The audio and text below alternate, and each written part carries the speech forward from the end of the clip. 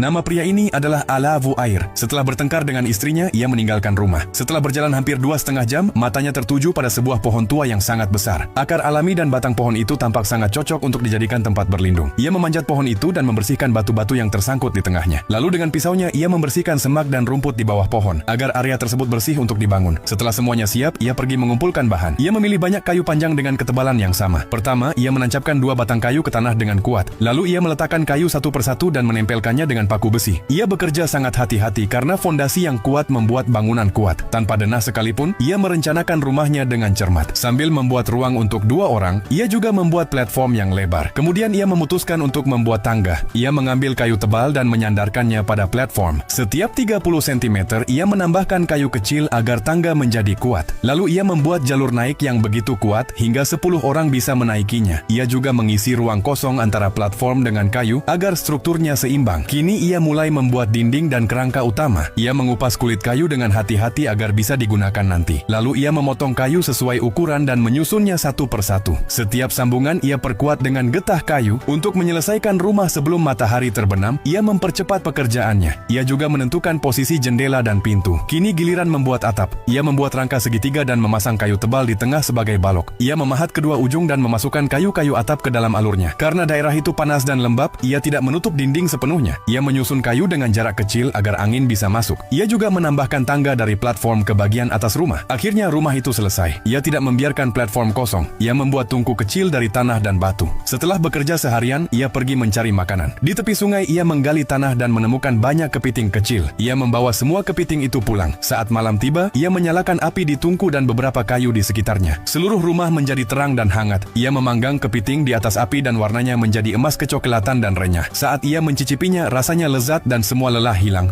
Kini ia bisa beristirahat dengan tenang di rumah barunya. Nama pria ini adalah Alavu Air. Setelah bertengkar dengan istrinya, ia meninggalkan rumah. Setelah berjalan hampir 2,5 jam, matanya tertuju pada sebuah pohon tua yang sangat besar. Akar alami dan batang pohon itu tampak sangat cocok untuk dijadikan tempat berlindung. Ia memanjat pohon itu dan membersihkan batu-batu yang tersangkut di tengahnya. Lalu dengan pisaunya, ia membersihkan semak dan rumput di bawah pohon, agar area tersebut bersih untuk dibangun. Setelah semuanya siap, ia pergi mengumpulkan bahan. Ia memilih banyak kayu panjang dengan ketebalan yang sama. Pertama, ia menancapkan 2 batang kayu ke tanah dengan kuat. Lalu ia meletakkan kayu satu persatu dan menempelkannya dengan paku besi. Ia bekerja sangat hati-hati karena fondasi yang kuat membuat bangunan kuat. Tanpa denah sekalipun, ia merencanakan rumahnya dengan cermat. Sambil membuat ruang untuk 2 orang, ia juga membuat platform yang lebar. Kemudian ia memutuskan untuk membuat tangga. Ia mengambil kayu tebal dan menyandarkannya pada platform. Setiap 30 cm, ia menambahkan kayu kecil agar tangga menjadi kuat. Lalu ia membuat jalur naik yang begitu kuat hingga 10 orang bisa menaikinya. Ia juga mengisi